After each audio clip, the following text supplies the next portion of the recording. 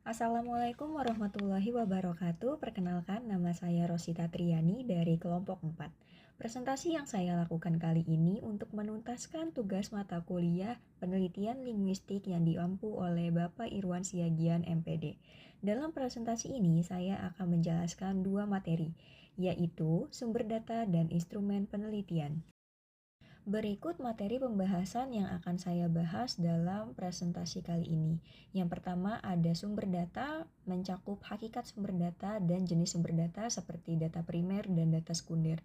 Yang kedua ada instrumen penelitian, mencakup hakikat instrumen penelitian dan jenis-jenis instrumen seperti manusia, tes, dan rekaman. Pembahasan yang pertama yaitu tentang sumber data. Materi pertama yang akan saya jelaskan adalah hakikat sumber data. Menurut Sugiono tahun 2013 halaman 47, sumber data adalah subjek dari mana data itu dapat diperoleh. Sumber data bisa berupa orang, tempat, atau kertas, atau dokumen. Data dikumpulkan dari sumber data bisa berupa primer dan sekunder. Pernyataan ini memperlihatkan bahwa Sugiono melihat sumber data sebagai sesuatu yang bisa didapatkan dari mana saja, asalkan masih sejalan dengan penelitian yang sedang dijalankan. Contohnya adalah dalam sebuah penelitian mengenai efektivitas pembelajaran daring, sumber data primernya yaitu para siswa yang mengikuti tes, sedangkan sumber data sekundernya bisa berupa laporan akademik, catatan kehadiran, dan rekaman video kelas daring.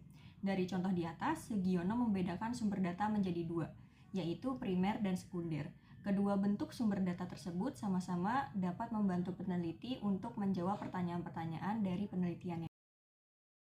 Ada pendapat ahli lain tentang sumber data, seperti Ari Kunto tahun 2010, halaman 89. Menurutnya, sumber data adalah subjek yang menjadi target pengambilan data yang terdiri dari benda, gejala, atau aktivitas yang dapat memberikan informasi yang diinginkan oleh peneliti. Pernyataan Ari Kunto sebenarnya tidak jauh berbeda dengan Sugiono tadi. Ari Kunto juga melihat sumber data merupakan sesuatu yang dapat diambil dari mana saja, asalkan hal tersebut memang betul-betul dibutuhkan oleh peneliti serta penelitiannya. Contohnya, jika seorang peneliti ingin mengetahui kualitas air di sungai, sumber data bisa berupa air sungai itu sendiri, serta penduduk sekitar yang bisa memberikan informasi tentang aktivitas yang mempengaruhi kualitas air. Dari contoh di atas, peneliti menggunakan air di sungai sebagai sumber data atau ladang informasi bagi penelitiannya. Data yang peneliti dapatkan dari berbagai macam air sungai dapat peneliti kumpulkan dan analisis sungai mana yang mengandung air paling bersih dan dapat dikonsumsi. Ahli lain yang berpendapat tentang sumber data yaitu Bungin tahun 2011 halaman 76. Menurutnya, sumber data dalam penelitian merupakan tempat dari mana data diperoleh. Sumber data bisa dari manusia, dokumen, dan rekaman. Berdasarkan pendapat di atas, sumber data merujuk pada sebuah data untuk penelitian yang dapat ditemukan di mana saja dan dapat berbentuk berbagai macam hal, tidak hanya manusia, namun juga dokumen maupun rekaman. Contohnya adalah dalam penelitian tentang perkembangan teknologi komunikasi, sumber data bisa berasal dari wawancara dengan pakar teknologi atau manusia, analisis artikel jurnal dan buku atau dokumen, serta rekaman video seminar tentang teknologi atau rekaman. Berdasarkan contoh di atas, menjelaskan bahwa sumber data bisa didapat dan diambil dari mana saja asalkan isinya sesuai dengan penelitian yang sedang diteliti. Sintesis dari teori sumber data yaitu sumber data sebuah komponen penting dalam penyusunan penelitian. Hal ini disebabkan karena sumber data merupakan tempat asal informasi yang digunakan untuk menjawab pertanyaan dalam penelitian dan menjadi kunci untuk mencapai tujuan penelitian itu sendiri. Sumber data dapat ditemukan di mana saja dan dalam berbentuk apa saja. Tidak hanya dari manusia, namun juga didapat dari dokumen, rekaman, dan lain-lain. Sumber data juga memiliki beberapa jenis, antara lain sumber data primer dan sekunder. Berikut penjelasan tentang data primer. Hakikat data primer menurut Sugiono tahun 2019 halaman 194 merupakan data yang didapatkan melalui proses wawancara atau mengisi kuesioner. Sumber data primer ini dapat langsung memberikan data yang dibutuhkan oleh peneliti. Berdasarkan pendapat di atas, Data primer merujuk pada sebuah data yang bisa langsung peneliti dapatkan hasilnya. Karena data yang dihasilkan dari data primer berasal dari hal-hal yang dapat ditanyai langsung apa yang menjadi pertanyaan dalam penelitian tersebut. Salah satu contoh sumber data primer adalah wawancara. Wawancara merupakan sebuah metode pengumpulan data yang mengharuskan peneliti menanyai langsung kepada narasumber untuk menjawab pertanyaan-pertanyaan dalam penelitian yang sedang dibuat. Sumber data primer juga memiliki beberapa jenis. Jenis yang pertama adalah wawancara. Menurut Creswell tahun 2018 halaman 185, wawancara merupakan sebuah metode pengumpulan data dengan cara peneliti berbicara langsung dengan responden untuk memperoleh informasi. Berdasarkan pernyataan Creswell, wawancara ialah suatu kegiatan yang dapat peneliti lakukan untuk mendapatkan data yang ia butuhkan secara langsung dari sumbernya tanpa melalui perantara. Contohnya seperti penelitian tentang metode pembelajaran efektif untuk peserta didik agar memahami materi puisi dalam pembelajaran bahasa Indonesia. Peneliti menjadikan guru bahasa Indonesia sebagai narasumber. Dari contoh di atas, peneliti harus memilih narasumber yang tepat agar pertanyaan dalam penelitiannya dapat terjawab dengan valid. Isi dari pertanyaan saat wawancara juga harus berhubungan dengan metode pembelajaran bahasa Indonesia sesuai dengan judul penelitian, sehingga tidak ada informasi yang tidak perlu dalam penelitian tersebut. Jenis data primer yang kedua yaitu kuesioner. Menurut Sugiono tahun 2018 halaman 199 sampai 200, kuesioner adalah alat pengumpulan data yang terdiri dari berbagai pertanyaan tertulis yang diberikan kepada responden untuk diisi.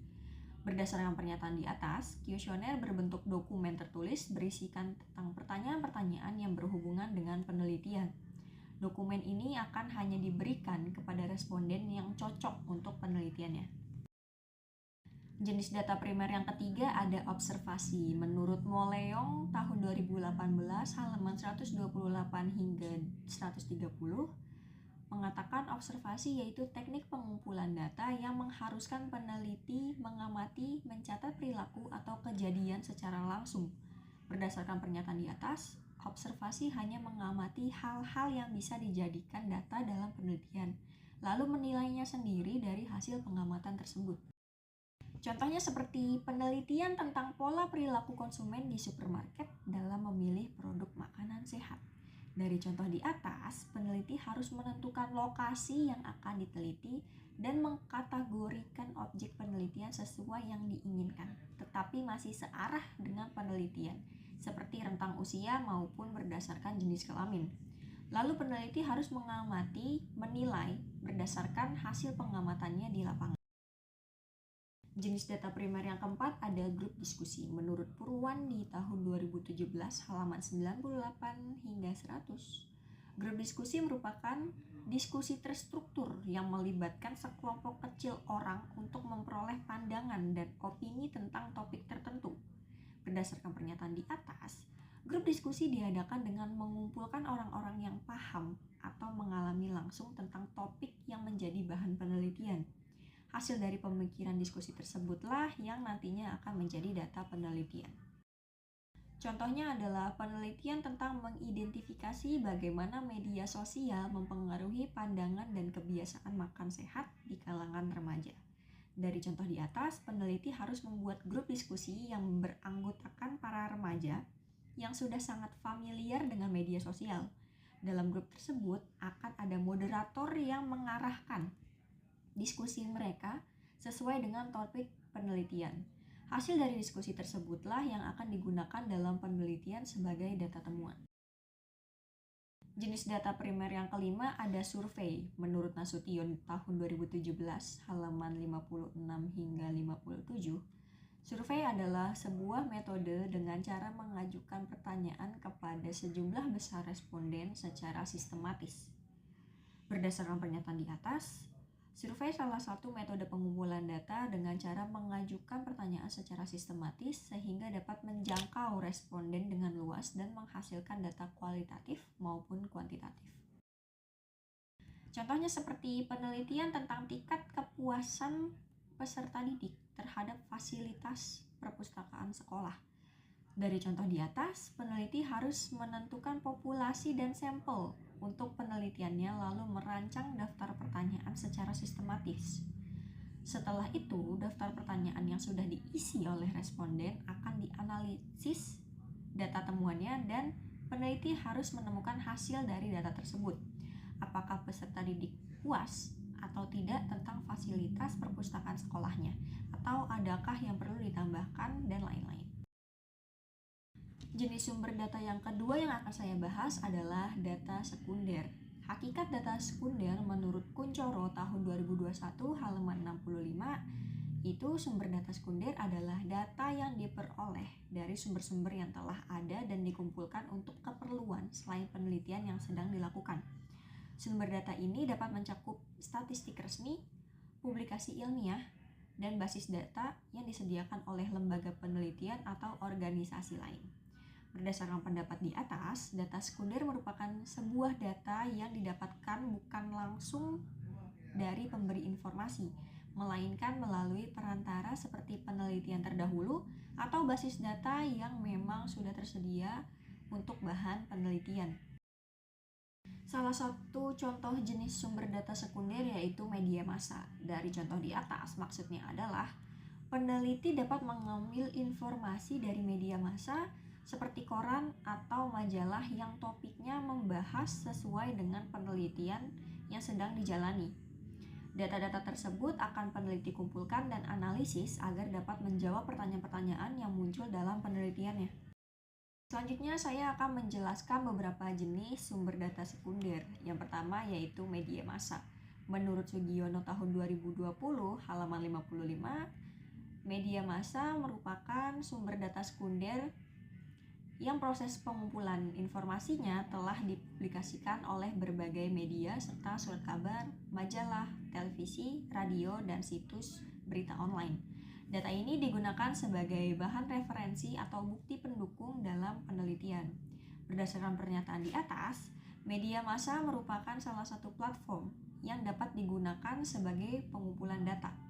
Namun media massa yang dipilih tetap harus dari sumber terpercaya dan bukan media khusus gosip seperti Lambe Turah. Contohnya seperti pengumpulan data menggunakan media massa dalam penelitian adalah teknik yang sering digunakan dalam berbagai disiplin ilmu, seperti ilmu komunikasi, sosiologi, politik, dan ekonomi. Dari contoh di atas, peneliti harus menganalisis isi konten sesuai dengan apa yang akan diteliti dan memilih sumber media sosial yang terpercaya informasi dan isi yang dibagikan. Jenis sumber data sekunder yang kedua ada literatur akademik. Menurut Kuncoro tahun 2021 halaman 15, literatur akademik adalah proses mengumpulkan data yang sudah tersedia dan dipublikasikan oleh peneliti lain atau institusi. Data sekunder ini berasal dari buku, jurnal, laporan penelitian, makalah konferensi, disertasi, dan sumber-sumber akademik lainnya. Berdasarkan pernyataan di atas, literatur akademik merupakan data yang bisa peneliti dapatkan melalui buku atau jurnal yang tersedia di internet maupun di perpustakaan. Data yang terdapat di dalam buku atau jurnal tersebut dapat peneliti kutip untuk penelitiannya. Contohnya seperti jurnal tentang penelitian semiotika dalam film X. Dari contoh di atas, peneliti dapat memakai jurnal tersebut apabila penelitiannya mengenai semiotika maupun film, agar isi dari jurnal tersebut dapat peneliti kutip untuk kebutuhan dalam penelitiannya. Jenis sumber data sekunder yang ketiga ada laporan penelitian terdahulu. Menurut Hermawan tahun 2022 halaman 77, laporan penelitian terdahulu adalah proses mengumpulkan informasi yang telah ada dari penelitian yang sudah dilakukan sebelumnya. Data sekunder ini digunakan untuk mendukung atau memperkuat argumen dalam penelitian baru, memberikan latar belakang informasi, atau membantu dalam membentuk kerangka teori. Berdasarkan pernyataan di atas, laporan penelitian terdahulu menjadi salah satu akses bagi peneliti untuk mencari teori dalam penelitiannya, dan untuk menguatkan pendapat yang peneliti tulis dalam penelitiannya agar terbukti valid dan tidak asal-asalan.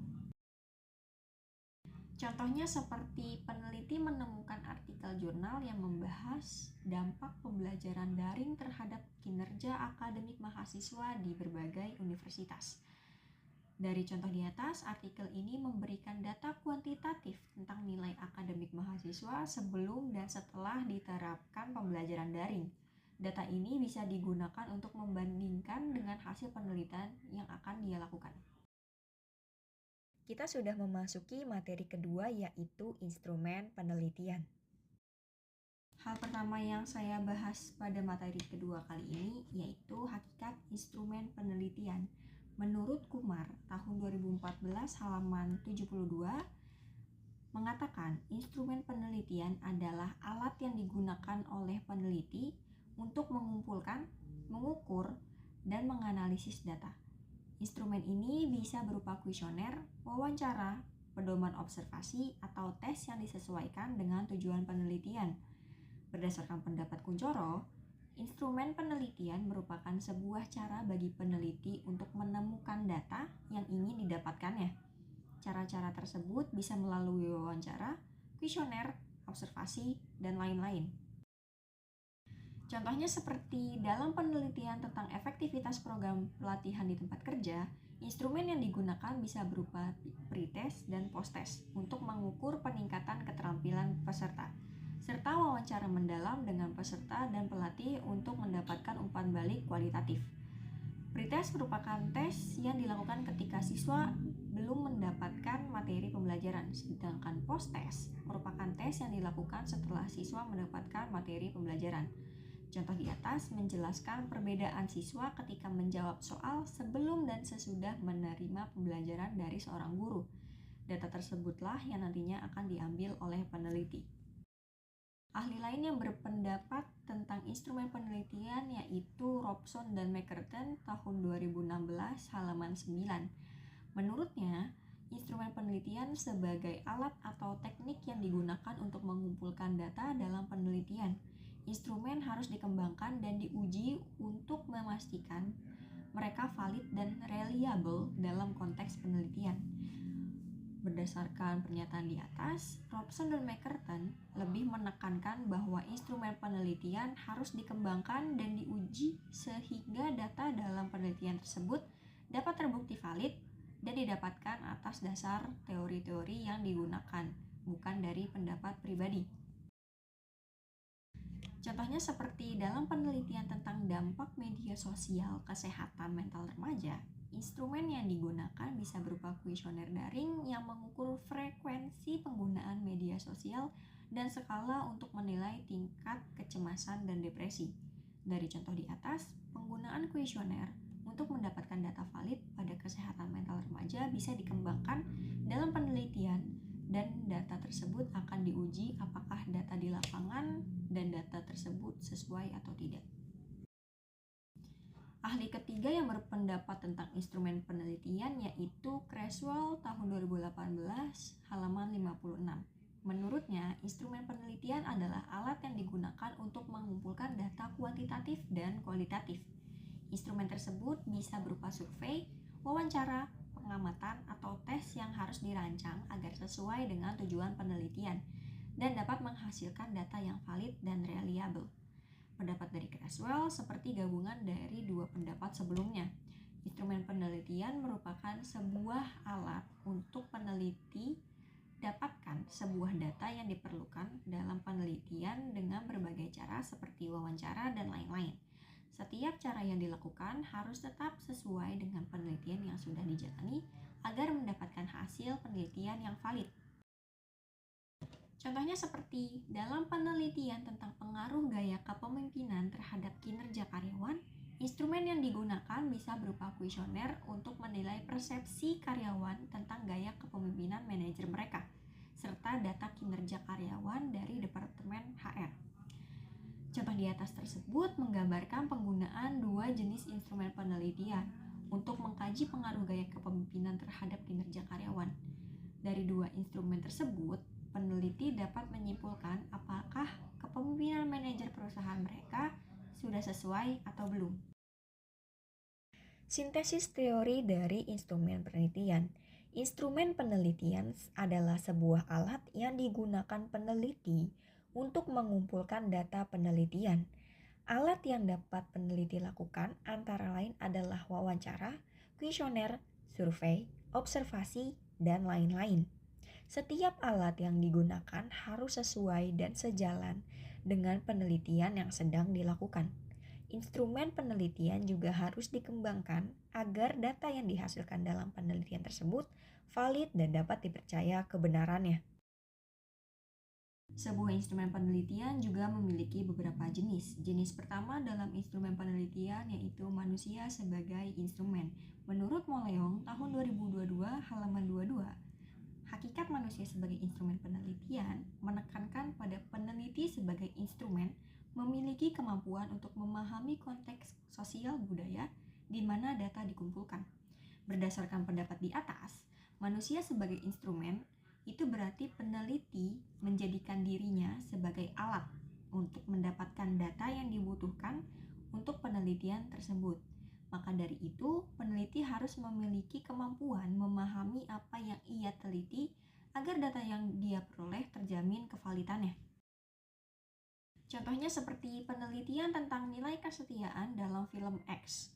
Dari contoh di atas, peneliti sebagai instrumen harus menonton film yang dijadikan objek penelitian lalu mengolah data nilai kesetiaan yang terdapat dalam film tersebut dan mencatatnya untuk diteliti. Jenis instrumen penelitian yang kedua yaitu tes. Menurut Anastasi dan Urbina tahun 2022 halaman 45, instrumen tes diartikan sebagai alat ukur yang dirancang untuk menilai berbagai aspek kemampuan, kepribadian, dan perilaku individu. Berdasarkan pendapat di atas, tes sebagai instrumen itu berarti peneliti membuat sebuah tes yang berisi daftar pertanyaan yang dapat mengukur hal-hal sesuai dengan penelitian yang sedang dilakukan. Contohnya seperti tes kepribadian untuk mengetahui sifat dan sikap seseorang. Dari contoh di atas, peneliti akan menyiapkan beberapa pertanyaan pilihan yang berhubungan dengan kepribadian manusia. Jawaban-jawaban yang responden pilih akan menghasilkan kepribadian diri mereka seperti apa. Jenis instrumen penelitian yang terakhir yaitu rekaman. Menurut Brinkman, tahun 2022 halaman 47, instrumen rekaman adalah teknik pengumpulan data yang mengandalkan rekaman audio atau video untuk mendokumentasikan interaksi dan pengalaman sosial.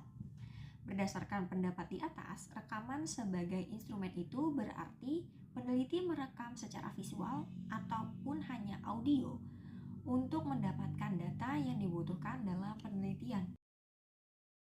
Contohnya adalah peneliti melakukan rekaman audio selama wawancara dengan pengusaha kecil. Rekaman mencakup suara responden, intonasi, serta nuansa emosional yang dapat mempengaruhi interpretasi data.